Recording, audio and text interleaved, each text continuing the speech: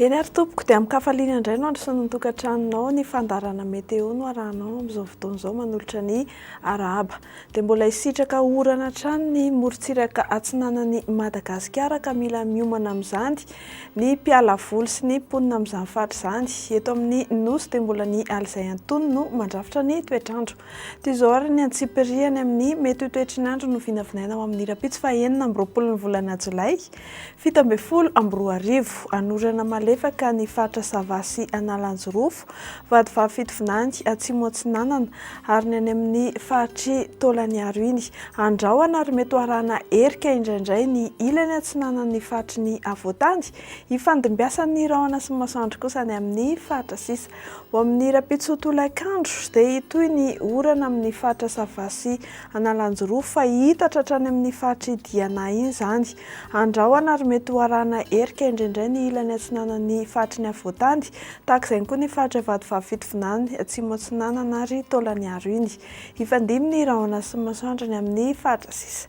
Tsy dia misy fihetsehany firy kosa ny mari-pana tombatombanana ao amin'ny rapitso maraina. Ny ambany indrindra izao dia 10 degré Celsius any Vakina Karatrany ary 7 degré Celsius any Ambatolampy.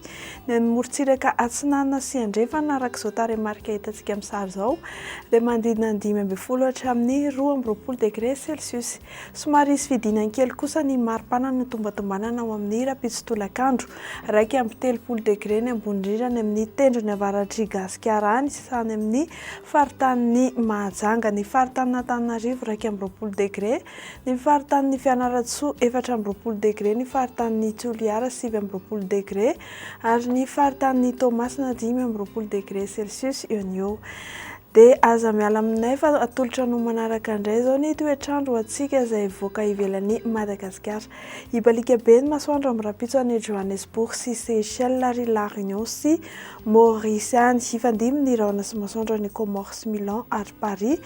Andrahoana kosa ny andro any Nairobi ary ny faritry Bangkok dia ahitana oram-baratra hatrany ary 3 degré Celsius ny mari-pana ambony indrindra ny amin'izany faritra izany.